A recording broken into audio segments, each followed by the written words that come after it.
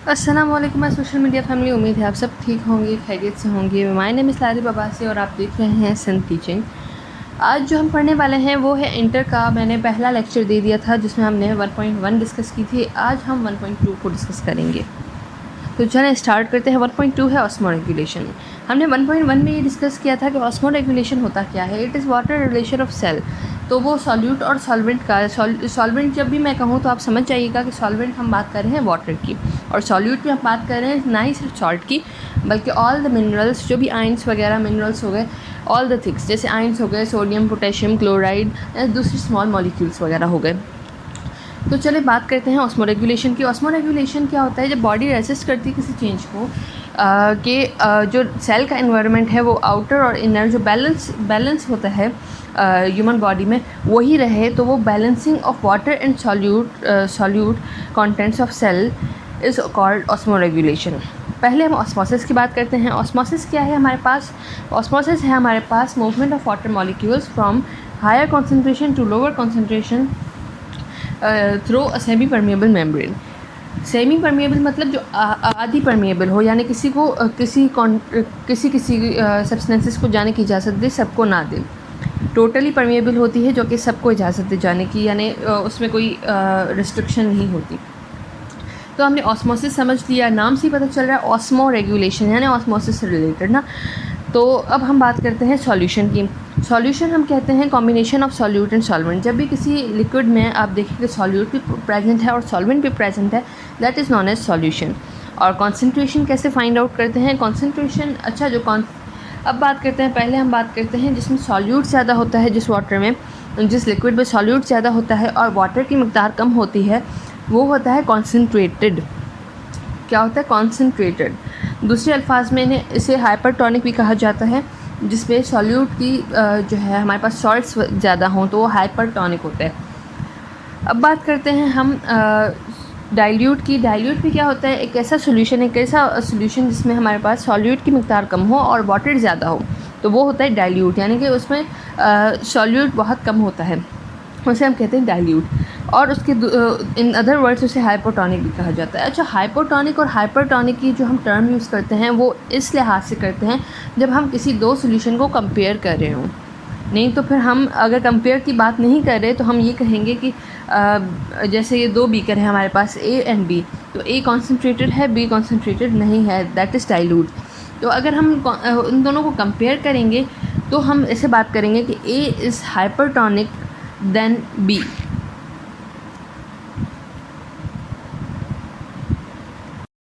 जी, तो मैं कह रही थी कि ये हम उससे डाइल्यूट कहेंगे। अच्छा, जो हम बात करते हैं कॉन्सेंट्रेशन की। कॉन्सेंट्रेशन कैसे फाइंड की जाती है? वो होती है, हम डिवाइड करते हैं नंबर ऑफ़ सॉल्वेंट को। न्यूमरेटर में हमारे पास नंबर ऑफ़ सॉल्वेंट लिखा जाता है और नंबर ऑफ़ सॉल्वेंट लिखा जाता है डिनोमिनेटर में। जैसे कि अब बात करते हैं कि एग्जांपल में हम बात करते हैं किसी दो बीकर्स की। एक है बीकर ए जिसमें हमारे पास सॉल्यूट की मकदार है 70% और वाटर हमारे पास है 30%। तो अब बात करते हैं इसकी कॉन्सेंट्रेशन की। तो हम इसे जो इसकी कॉन्सेंट्रेशन अगर फाइंड करनी हो हमें, तो हम क्या करेंगे? इसकी कॉन्सेंट्रेशन फाइंड करने का बेस्ट तरीका ये है कि 70 को डिवाइड करेंगे 30 से, यानी solute divide by solvent. Water और सॉल्वेंट एक ही बात है, तो सॉल्यूट को हम सॉल्वेंट से डिवाइड करेंगे सो दैट हमें कॉन्सेंट्रेशन मालूम हो जाएगी। अब हम बात करते हैं एक हमारे पास ए बीकर है जिसमें हमारे पास 70% है सॉल्यूट और 30% है वाटर, तो ये हमारे पास हो जाएगा कॉन्सेंट्रेटेड, और इसे दूसरे अल्फाज में कहा जाता है हाइपोटोनिक। अगर आपको इस तरह से नहीं पता चल रहा कि कॉन्सेंट्रेटेड कैसे हुआ, तो दूसरा वे ये ही है कि आप 70 को डिवाइड करें 30 से और आपको पता चल जाएगा कि आपके पास जस्ट लाइक वैल्यू कोई 2.5 या इस तरह की आएगी। अब बात करते हैं हम सेकेंड बीकर की। सेकंड जो बीकर है वो है बीकर बी, जिसमें हमारे पास सॉल्यूट की मकदार 30% है और वाटर पोटेंशियल की हमारे पास मकदार है, वाटर की मकदार है हमारे पास 70%। तो यहाँ पर इसे हम कहते हैं डाइल्यूट, जिसमें हमारे पास सॉल्यूट कम है और सॉल्वेंट ज़्यादा है। तो ये होगा कि फिर से हम 30 को डिवाइड करेंगे 70 से। पहले हम 70 को 30 से डिवाइड कर रहे थे क्योंकि वहाँ पर सॉल्यूट की मकदार थी 70। अब यहाँ पर सॉल्यूट की मकदार है 30, तो हम 30 को 70 से डिवाइड करेंगे, मल्टीप्लाई कह रही थी, इट वाज डिवाइड। जब हम डिवाइड करेंगे तो 0.3 और समथिंग ऐसी वैल्यू आएगी। तो इसका मतलब 0.3 ग्रेटर है या 2.5? ऑब्वियसली 2.5 ग्रेटर है। दैट मीन्स 2.5 वाला बीकर ए जो है वो कॉन्सेंट्रेटेड है। अच्छा, अब बात करते हैं हम कॉन्सेंट्रेशन तो हमने पढ़ लिया, और हाइपोटोनिक और हाइपरटोनिक की फिर से मैं एक दफ़ा टर्म ये रिपीट कर देती हूँ। हाइपोटोनिक वो होता है जिसमें हमारे पास सॉल्यूट की मिक़दार कम हो और सॉल्वेंट की ज़्यादा हो, यानी वाटर ज़्यादा हो हमारे पास और सॉल्यूट कम हो, जो मिनरल्स वगैरह हैं वो कम हो। और जो हाइपरटोनिक होता है उसमें हमारे पास सॉल्यूट की मिक़दार ज़्यादा हो और वाटर कम हो।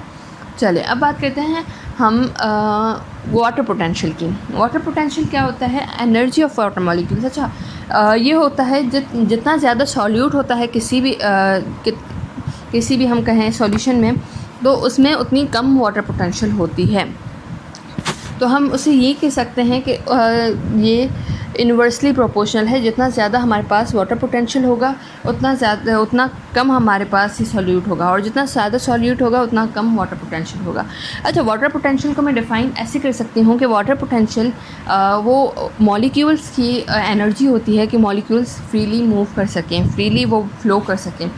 तो टू डू सम वर्क, जैसे वाटर मॉलिक्यूल्स की energy of water molecules to do some work. तो जितना ज़्यादा उसमें सॉल्यूट कम होगा, जितना कम सॉल्यूट होगा और जितना ज़्यादा वाटर होगा, तो उसमें ज़्यादा वाटर पोटेंशियल होगा, वो फ़्लो आराम से कर सकती है।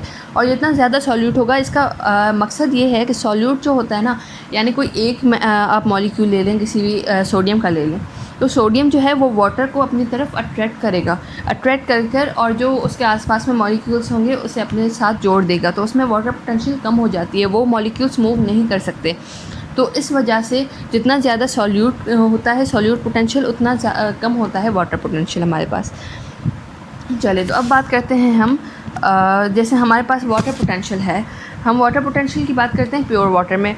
तो वाटर पोटेंशियल जब प्योर वाटर में होता है तो वो हमारे पास ज़्यादा होता है। बट जब हम बात करते हैं उसमें कोई सॉल्यूट वगैरह ऐड कर दी जाए तो वो उसका डिक्रीज़ हो जाता है, क्योंकि उसके जो मॉलिक्यूल्स होते हैं वाटर के वो फ्री नहीं होते, वो उनकी एबिलिटी टू डू वर्क ख़त्म हो जाती है और फ़्लो, या फिर हम कह सकते हैं कि फ़्लो डिक्रीज़। तो जैसे उसे एक जगह से दूसरी जगह मूव करना था, तो वो वाटर मॉलिक्यूल्स जो कि बॉन्डिंग में चले जाते हैं, बॉन्डिंग तो नहीं, हम कह सकते हैं कि जैसे अट्रैक्ट हो जाते हैं उन सॉल्यूट के मॉलिक्यूल से। तो जो हमारे पास बकाया होते हैं सिर्फ वो ही मूव कर सकते हैं, मगर वो नहीं कर सकते, वो फ्री नहीं होते। अच्छा, तो मैंने आपको ये भी बता दिया कि solute potential is inversely proportional. जैसे आपने केमिस्ट्री में बार बार पढ़ा होगा इन्वर्सली और प्रोपोर्शनल, डायरेक्टली प्रोपोर्शनल का। तो वैसे ही मैं आपको इसी करके बता दूं, तो solute is directly inversely proportional to water potential. Solute potential is inversely proportional to water potential. अब बात करते हैं, हम आगे चलते हैं। अच्छा, एक और बात मैं क्लियर करती चलूँ कि जितना ज़्यादा हमारे पास सॉल्यूट पोटेंशियल होगा, मतलब उतना ज़्यादा उस सॉल्यूशन में हमारे पास सॉल्यूट है।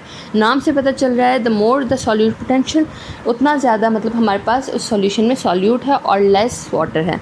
और जितना वाटर पोटेंशियल ज़्यादा होता है, मतलब उसमें वाटर ज़्यादा है और लेस सॉल्यूट पोटेंशियल है, सॉल्यूट कम है उसमें। अब सॉल्यूट पोटेंशियल की बात करते हैं, जिसे हम आम अल्फाज में ऑस्मोटिक पोटेंशियल भी कहते हैं। तो ये होता है, इट इज़ द टेंडेंसी और ability of a solution to attract water molecules towards itself. अच्छा, जैसे मैंने आपको पहले बताया कि प्योर वाटर में हमारे पास वाटर पोटेंशियल ज़्यादा होता है, क्योंकि उसमें सॉल्यूट्स नहीं होते। अब जब हम दूसरे वाटर्स की बात करें तो उसमें सॉल्यूट जब हमारे पास प्रेजेंट होते हैं, तो सॉल्यूट के पास एक टेंडेंसी होती है, एक एनर्जी होती है, एक एबिलिटी होती है कि वो आसपास के जितने भी उनके वाटर मॉलिक्यूल्स हैं वो उन्हें अपनी तरफ अट्रैक्ट करें। तो उसे हम कहते हैं सॉल्यूट पोटेंशियल या ऑस्मोटिक पोटेंशियल। यहाँ फिर आम अल्फाज में मैं आपको ये बता सकती हूँ कि it is reverse of water potential. ठीक है, अब बात करते हैं, हम कुछ कंटेनर्स वगैरह ले लेते हैं, जैसे तो नहीं, फिर कोई भी एग्जांपल नहीं देते ना। अब बात करते हैं हाइपोटोनिक और हाइपरटोनिक की। हाइपोटोनिक और हाइपरटोनिक में फ़र्क क्या होता है, मैंने आपको बता दिया था कि हाइपोटोनिक में less concentration as compared to the other. अच्छा, हाइपोटोनिक और हाइपरटोनिक याद रखिएगा, मैं आपको बार बार बता रही हूँ कि ये जो है दोनों अलग अलग टर्म्स हैं, बट ये होता है कि हाइपोटोनिक और हाइपरटोनिक में जब ये टर्म्स हम जब यूज़ करते हैं जब हम किसी दो सॉल्यूशंस को कंपेयर कर रहे हों एक दूसरे से। यानी एक दूसरे दो सॉल्यूशंस हमारे सामने पड़े हुए हैं और हम एक उन दोनों को कंपेयर कर रहे हैं, तब हम ये वर्ड्स यूज़ करेंगे, नहीं तो हम कंसनट्रेटेड और डाइल्यूट यूज़ करते हैं वैसे आम अल्फाज में। अब हाइपोटोनिक वो होता है जिसमें लेस कंसनट्रेशन हो as compared to the other, और हाइपरटोनिक वो होता है जिसमें मोर कंसनट्रेशन हो। कंसनट्रेशन यहाँ पर बात हो रही है सॉल्यूट की, जिसमें ज़्यादा सॉल्यूट होगा एज़ कम्पेयर टू अदर। और आइसोटोनिक की बात करें, अब हमारे पास 3 होते हैं ना, तो ये आइसोटोनिक क्या होता है, same concentration of both, no net water movement. अब क्या होता है कि आप किसी भी सेल को आइसोटोनिक सॉल्यूशन में रखें, वो होता कुछ यूँ है कि सेल के अंदर का इन्वायरमेंट यानी इंटरनल इन्वायरमेंट और एक्सटर्नल इन्वायरमेंट अगर सेम होगा, दैट मीन्स आइसोटोनिक में है, तो उसमें कोई भी वाटर चेंज नहीं आएगा। वाटर इधर से कोई बाहर आउटवर्ड मूव नहीं करेगा, ना ही इनवर्ड मूव करेगा। तो इसका ये होता है हमारे पास। उसके बाद अब बात करते हैं एनिमल सेल की और प्लांट सेल की, कि उनमें कैसे तब्दीली आती है जब हम उन्हें डिफरेंट सॉल्यूशंस में रखते हैं। पहले हम बात करते हैं प्लांट सेल की और एनिमल सेल की, दोनों की बात करते हैं आइसोटोनिक में। आइसोटोनिक सॉल्यूशन में अगर प्लांट सेल को रखा जाए, आइसोटोनिक मैंने आपको बता दिया था कि जब हमारे पास एक्सटर्नल और इंटरनल इन्वायरमेंट सेम होता है तो कोई नेट चेंज नहीं आता। तो बिल्कुल वही बात है कि प्लांट सेल में कोई चेंज नहीं आएगा और ना ही एनिमल सेल में चेंज आएगा जब आइसोटोनिक सॉल्यूशन में रखा जाएगा।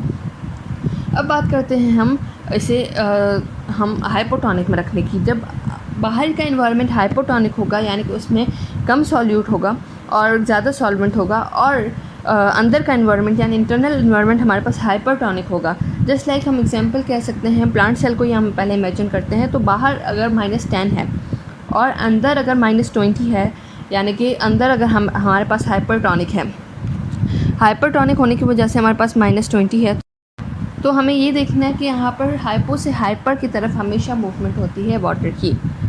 तो हाइपो से हाइपर की तरफ हमेशा मूवमेंट होती है। -10 जैसे मैंने आपको बताया था, जस्ट लाइक हम इमेजिन कर रहे थे बाहर -10 है हमारे पास एक्सटर्नल इन्वायरमेंट, तो -10 हमारे पास हाई वाटर पोटेंशियल है, यानी जो जितनी कम वैल्यू होती है हमारे पास माइनस में, उतना ही ज़्यादा उसमें वाटर पोटेंशियल होता है।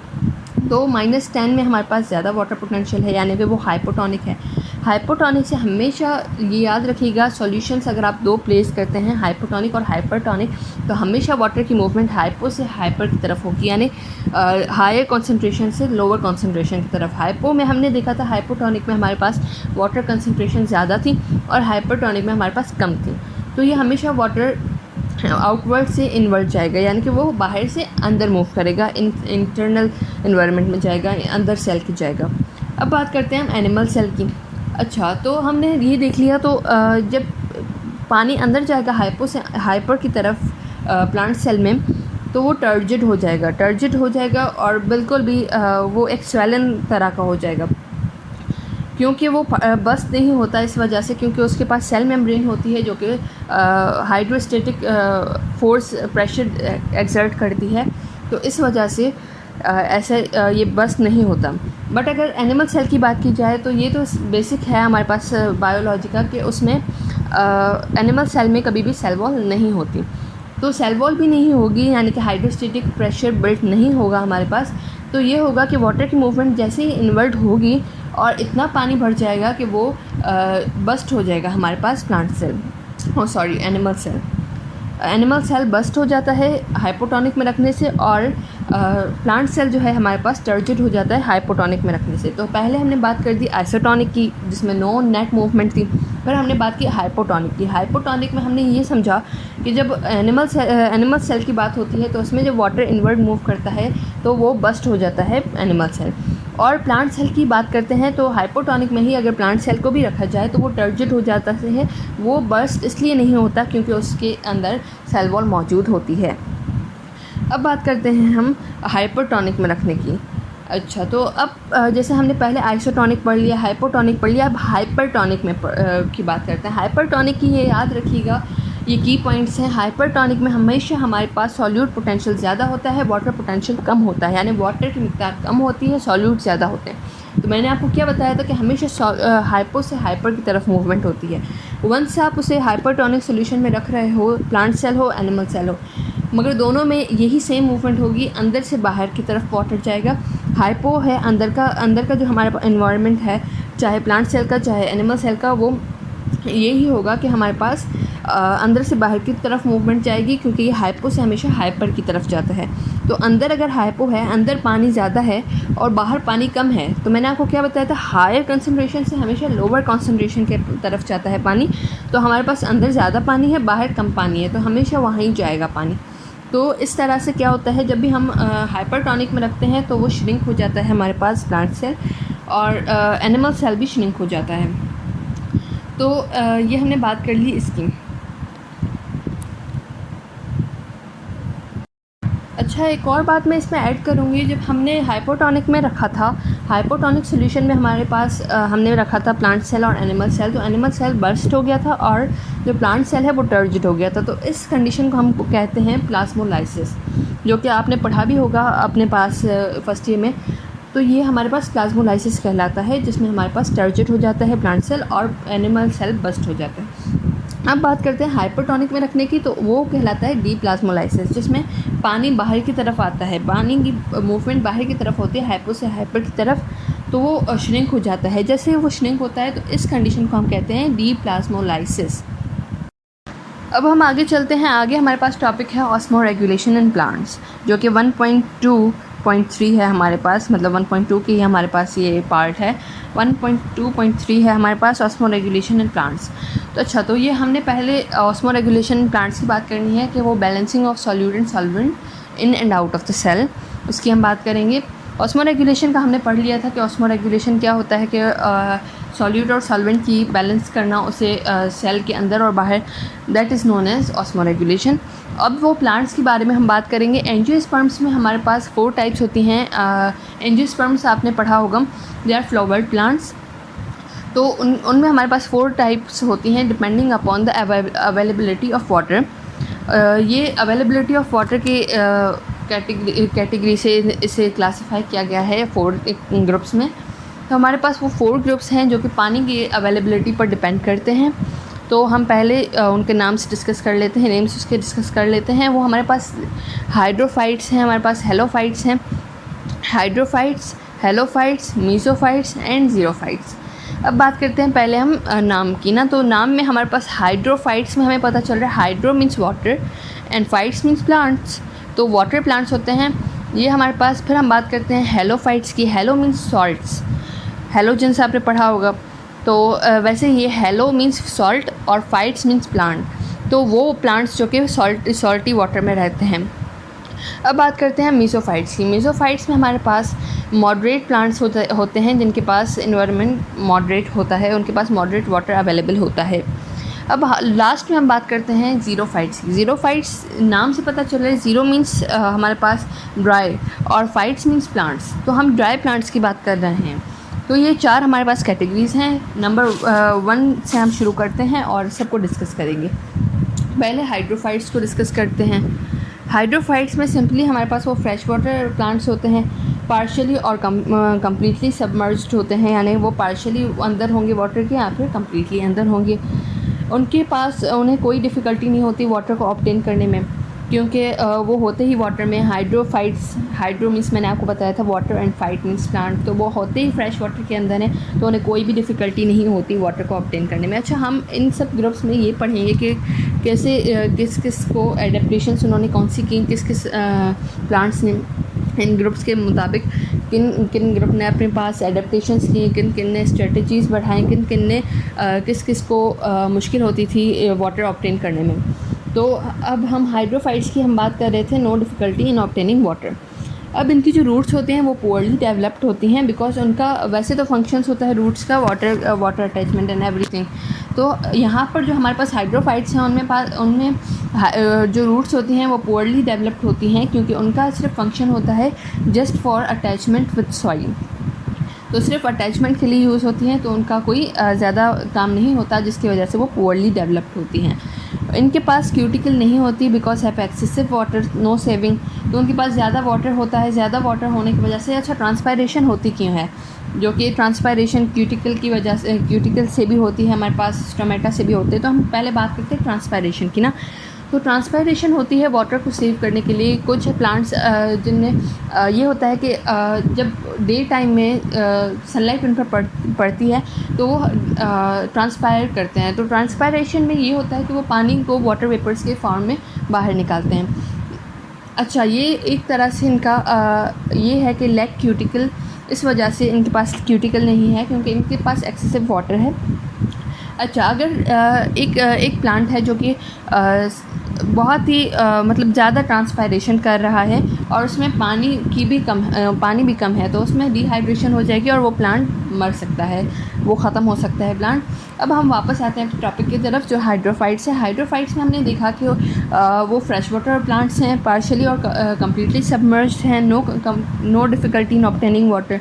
उनकी रूट्स जो हैं वो पुअरली डेवलप्ड हैं, वो उनके पास क्यूटिकल नहीं होता क्योंकि उनके पास ज़्यादा वाटर होता है। तो जितना भी वेस्ट हो, जितना भी वाटर वेपर्स के फॉर्म में चला जाए, ट्रांसपायरेशन भले जितनी भी हो, मगर इन्हें फ़र्क नहीं पड़ता क्योंकि ये रहते ही वाटर में है, इनके पास कोई डिफ़िकल्टी नहीं होती वाटर को ऑब्टेन करने के लिए। अब बात करते हैं हम have stomata on the upper side of the leaf.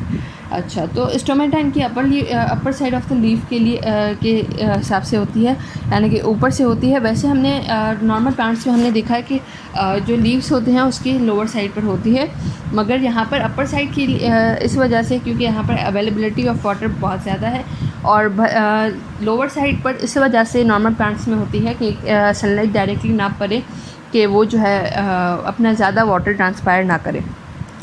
इस हाइड्रोफाइट्स के हमारे पास एग्जांपल में हमारे पास वाटर लिली आ जाता है और इनके पास एक और चीज़ कि इनके पास लार्ज एयर स्पेसेस होती हैं हाइड्रोफाइट्स के पास।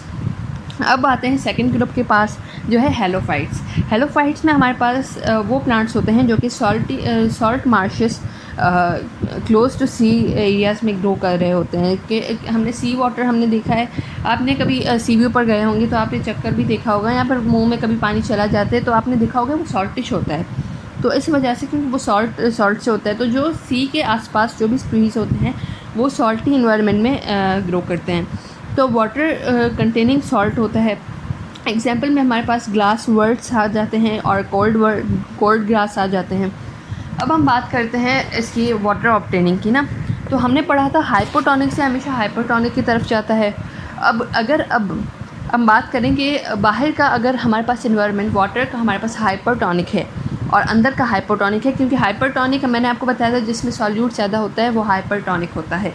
तो जब हम बात कर रहे हैं सॉल्टी प्लांट्स की जो सॉल्ट वाले वाटर में ग्रो करते हैं, तो उनकी मतलब वाटर में सॉल्ट है यानी वो हाइपरटोनिक है, उसमें ज़्यादा सॉल्ट की कॉन्सेंट्रेशन है। और हाइपोटोनिक अंदर का एनवायरनमेंट जो प्लांट का है वो हाइपोटोनिक होगा। क्योंकि अंदर जो है हमारे पास सॉल्यूट कम है और सॉल्वेंट ज़्यादा है। तो हमारे पास होता कुछ जो है कि जो रूट्स होती हैं वो उनमें स्पेशल सेल्स वगैरह होते हैं जो कि हमारे पास बाहर से सॉल्यूट को अंदर लाते हैं ताकि वो अंदर का एनवायरनमेंट हाइपरटोनिक बन जाए और बाहर का एनवायरनमेंट हाइपोटोनिक बन जाए, जिसकी वजह से वो इजीली मूवमेंट ऑफ वाटर हो सके। नहीं तो फिर ऐसा होता कि हाइपोटोनिक से हाइपरटोनिक की तरफ मूवमेंट होती और ये मर जाता हमारे पास ये प्लांट जो था ये मर जाता, क्योंकि ये अंदर से बाहर मूवमेंट होती तो ये तो रह ही नहीं सकता था ना, श्रिंक हो जाता सारा। तो इसके पास स्पेशल एडेप्टेशन ये है कि इसके रूट्स में हमारे पास स्पेशल सेल्स हैं जो कि हमारे पास वो क्या करते हैं कि सॉल्यूट्स को जो कि बाहर सॉल्ट होते हैं बाहर के एनवायरनमेंट में उसे अंदर लाते हैं ताकि अंदर का एनवायरनमेंट हो जाए हमारे पास हाइपरटोनिक और एक्सटर्नल एनवायरनमेंट हमारे पास हाइपोटोनिक हो जाए, जिसकी वजह से हाइपो से हाइपर की तरफ मूवमेंट ईजी हो जाए। अब हम बात करते हैं इनके पास क्यूटिकल होता है, क्योंकि क्यूटिकल की लेयर होती है। क्यूटिकल होता क्या है, पहले हम बात करते हैं क्यूटिकल की। तो क्यूटिकल हमारे पास लीफ के ऊपर एक लेयर होती है वैक्सी लेयर जो कि लिपिड लेयर भी होती है।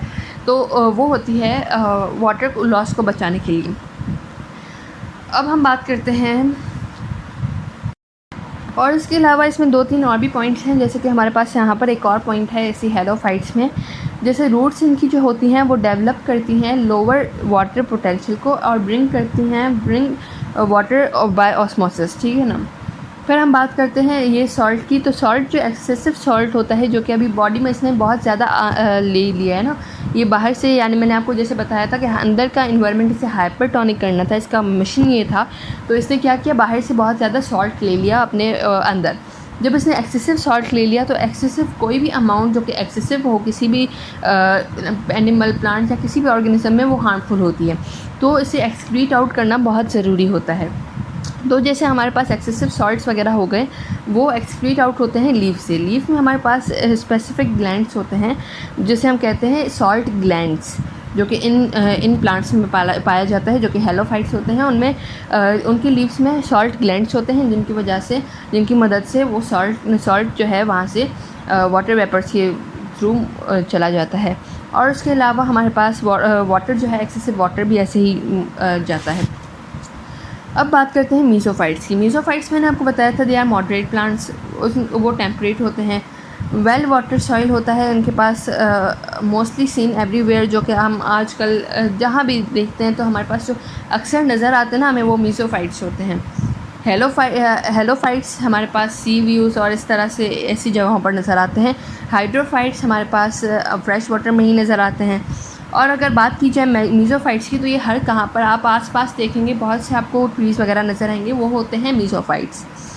इनकी जो है वो सॉइल मॉडरेट होता है और इनके पास ट्रांसपायरेशन का प्रोसेस होता है कि वो एक्सेसिव वाटर को वहाँ से रिमूव कर सकें। और इनके पास क्यूटिकल लेयर भी होती है। इनके पास प्रॉपर रूट्स होती हैं टू एब्जॉर्ब वाटर, क्योंकि क्या होता है कि इनके पास तो अब एक मिकदार में है ना वाटर, तो इनके पास जैसे हाइड्रोफाइट्स के हमारे पास था, हाइड्रोफाइट्स के पास हमारे पास रूट्स जो थी वो पुअरली डेवलप्ड थी। क्योंकि उनके वो पानी के ही अंदर थी ना, उनके पास ज़्यादा पानी था। यहाँ पर मीसोफाइट्स की बात की जाए तो उनके पास इतना कोई ज़्यादा पानी नहीं होता, वो टेम्परेट मॉडरेट होता है, तो इस वजह से उसे बचाया जाता है। तो have proper roots to absorb water. और कुछ जो है इनकी ग्रो करते हैं हाई रेनफॉल एरियाज़ में भी। अगर हाई रेनफॉल एरियाज़ की बात की जाए तो हमारे जहन में ज़रूर आता है कि ट्रांसपायरेशन तो वहाँ पर नहीं हो सकती, तो हमारे जहन में आता है कि गुटेशन कोई और भी प्रोसेस होगा जिससे हम कहते हैं गुटेशन। गुटेशन क्या होता है, वो हमारे पास एक और प्रोसेस होता है जो कि ट्रांसपायरेशन की ही तरह से होता है। और उसमें होता कुछ जो है कि जैसे हमारे पास हाई रेनफॉल एरियाज़ वाले ट्रीज़ होते हैं, तो उनके पास ना ही ट्रांसपायरेशन का कोई प्रोसेस होता है ना ही कुछ, तो उनके पास भी जो एक्सेसिव वाटर है वो कहाँ से मूव करेगा, कहाँ से वो जाएगा, एक्सक्रीट आउट होगा, तो वो हम यूज़ करते हैं गुटेशन को। अच्छा, तो हम डिफरेंसेस पहले समझ लेते हैं कि ट्रांसपायरेशन और गटेशन में फ़र्क क्या है। ट्रांसपायरेशन जो होती है वो वेपर की फॉर्म में होती है और गटेशन जो होती है वो ड्रॉपलेट्स के फॉर्म में होती है। ये आप डिफरेंस की एक टेबल बना सकते हैं अपने नोट्स में, वो लिख लीजिएगा कि ट्रांसपायरेशन हमेशा हमारे पास वेपर की फॉर्म में होती है और गटेशन हमारे पास ड्रॉपलेट्स के फॉर्म में होती है। अब बात की जाए ट्रांसपायरेशन की फिर कि वो किस टाइम पर होती है, तो डे टाइम में ही होती है सिर्फ ट्रांसपायरेशन, क्योंकि वहाँ सनलाइट की वजह से ट्रांसपायरेशन सिर्फ डे टाइम में होती है। और जो गटेशन है वो हमारे पास नाइट और डे टाइम दोनों में होती है। जो हाई रेनफॉल एरियाज़ वगैरह हैं तो उनमें अक्सर उनमें होती ही गटेशन जो है वो नाइट टाइम और डे टाइम में दोनों टाइम में होती है। अच्छा, क्वेश्चन ये राइज होता है कि ट्रांसपायरेशन जो होती है कोई ऐसे प्लांट्स जो कि रेनफॉल एरियाज़ में ना ग्रो कर रहे हों, तो उनमें भी क्या गटेशन होती है? जी हाँ, होती है, क्योंकि ट्रांसपायरेशन जो है वो डे टाइम में होती है और नाइट टाइम में क्योंकि हमारे पास सनलाइट नहीं होती, तो वो गटेशन के थ्रू वो एक्सेसिव वाटर को लूज़ करते हैं। और जो हमारे पास ट्रांसपायरेशन होता है वो हमारे पास होता है स्टोमेटा के थ्रू होता है। और गटेशन हमारे पास होता है एक स्पेसिफिक ओपनिंग्स होती हैं हमारे पास लीफ पर, जिसे हम कहते हैं हाइड्रोथॉट्स की वजह से होते हैं। अब बात की जाए ट्रांसपायरेशन की, तो ट्रांसपायरेशन में हमारे पास जो वाटर रिमूव होता है वो होता है प्योर वाटर, और गटेशन में जो होता है वो इम्प्योर वाटर होता है। अच्छा, तो अब वापस आते हैं अगले पॉइंट पर कि हम ज़ीरोफाइट्स की बात करते हैं। मीसोफाइट्स हमारा हो गया, हेलोफाइट्स हो गया और हाइड्रोफाइट्स हो गया। अब हम बात करते हैं last but not the least xerophyte की। ज़ीरोफाइट्स वो हमारे पास प्लांट्स होते हैं, जैसे मैंने आपको बताया zero means dry and fights mean plant, तो वो प्लांट्स जो कि ड्राई प्लेसेस में ग्रो करते हैं, जैसे हमारे पास डेजर्ट्स हो गए, स्टीप हिल्स हो गए। बिल्कुल वैसे स्टीप हिल्स हम कहते हैं जैसे हमारे पास कोई भी वो हमारे पास कोई भी पहाड़ वगैरह होता है, उसकी जो साइड वाली चीज़ें होती हैं, साइड वाला जो उसका एरिया होता है उसकी हम बात कर रहे हैं, क्योंकि जब भी रेनफॉल्स वगैरह जहाँ जो भी पानी होता है तो वो सीधा बह के नीचे चला जाता है। वहाँ पर पानी की वो नहीं होता कि वहाँ पर कोई पानी का इंतज़ाम हो। तो तो इस वजह से यहाँ पर जो है इन कंडीशंस की वजह से वो जो है अपना जनरेट करते हैं ज़ीरोफाइट्स। वो अपने जो सेल्स वगैरह हैं उन्हें स्पोर्स में कन्वर्ट कर देते हैं। स्पोर्स हम कहते हैं कंसनट्रेटेड को जिसमें वाटर ना हो और उसमें हार्ड कोट्स हों। अच्छा, स्पोर्स जो हैं उन पर कोई भी इफ़ेक्ट नहीं पड़ता एनवायरनमेंट का, चाहे एनवायरनमेंट जो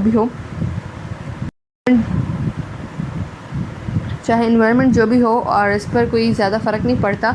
और जो स्पोर्स हैं वो क्या होता है, हमारे पास सेल में वाटर भी होता है, तो वो जब सेल्स है ना वो सारा वाटर निकाल कर उसे कंसनट्रेटेड कर और उसके मल्टीपल लेयर्स आ जाती हैं उसके सराउंडिंग में, जो कि उसे एनवायरनमेंट से बचाती हैं।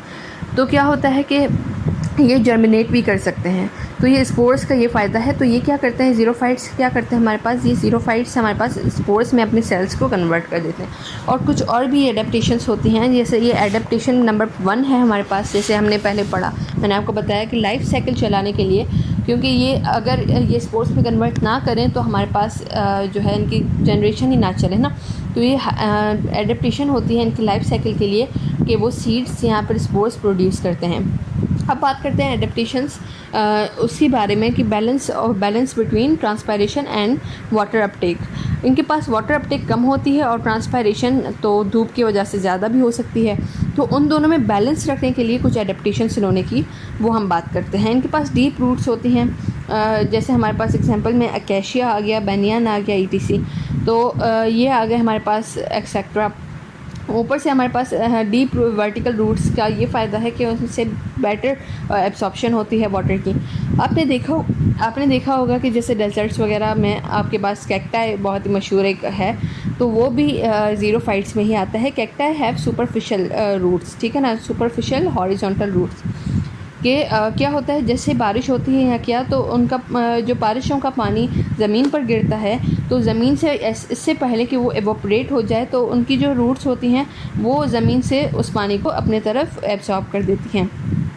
अब बात करते हैं उनके पास जो तीसरा हमारे पास एडेप्टेशन है वो है हमारे पास reduction in the number of stomata.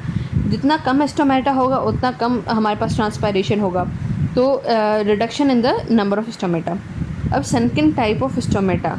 अच्छा, सनकिन टाइप ऑफ स्टोमेटा की बात की जाए तो वो होता है डीप तरह का। जैसे हमारे पास वैसे डीप इतना नहीं होता स्टोमेटा, साइड से गार्ड सेल्स होते हैं। आपने ज़रूर देखा होगा, अपर एपिडर्मिस होता है एंड लोअर एपिडर्मिस होता है। उसके अलावा जो हमारे पास लेफ़्ट और राइट साइड पर हमारे पास गार्ड सेल्स होते हैं और उसके बाद स्टोमेटा होता है। जो इनका स्टोमेटा होता है वो होता है हमारे पास डीप स्टोमेटा होता है, ठीक है। अब बात करते हैं हमारे पास इसके फिफ्थ एडेप्टेशन की। फिफ्थ एडेप्टेशन हमारे पास आ जाती है इसकी। अब फिफ्थ जो हमारे पास एडेप्टेशन है उसमें है development of hairy epidermis. Epidermis हमारे पास लेयर होती है, उनके ऊपर भी नीचे भी लोअर एपिडर्मिस, अपर एपिडर्मिस, मगर उनमें हेयरी एपिडर्मिस होता है इस वजह से क्योंकि उसमें सनलाइट जो है वो डायरेक्टली ना पहुँचे। जब सनलाइट डायरेक्टली ऑब्वियसली नहीं पहुँचेगी, हेयर की वजह से वो नहीं पहुँचेगी, तो ट्रांसपायरेशन रिड्यूस हो जाएगी और वो एब्जॉर्ब करती है मॉइस्चर को और प्लांट को कूल रखती है। अब बात करते हैं सिक्स्थ की, जो हमारे पास फोल्डिंग ऑफ लीव्स है। जितना कम हमारे पास सरफेस एरिया होगा उतना ही कम हमारे पास सनलाइट, सरफेस एरिया सनलाइट के लिए जितना कम होगा उतनी कम हमारे पास ट्रांसपायरेशन होगी, उतना ही कम हमारे पास होगा। वैसे ही हमारे पास सेवन्थ की अगर बात करें तो सेवन्थ एडेप्टेशन है हमारे पास reduction in the size of lamina. Lamina कहते हैं सरफेस को, तो उस सरफेस की भी रिडक्शन हम कम कर देते हैं, वो एडेप्टेशन होती है इनकी ज़ीरोफाइट्स की। एट्थ की अगर बात करें तो एट्थ होता है लीव्स को मॉडिफाई करते हैं स्पाइंस में। वो इतना पतला कर देते हैं, इतना वो सरफेस एरिया कम कर देते हैं कि वो स्पाइंस में कन्वर्ट हो जाते हैं उनके लीव्स। और ये जो है वाटर को ये अपने पास एब्जॉर्ब करते हैं, वाटर को ये संभाल कर रखते हैं पैरेंचीमेटस सेल्स में, या फिर वो जो सेल्स होते हैं ये पैरेंचीमेटस वो होते हैं हमारे पास स्टेम्स में और लीव्स में। तो उनमें क्या होता है कि स्टेम्स और लीफ में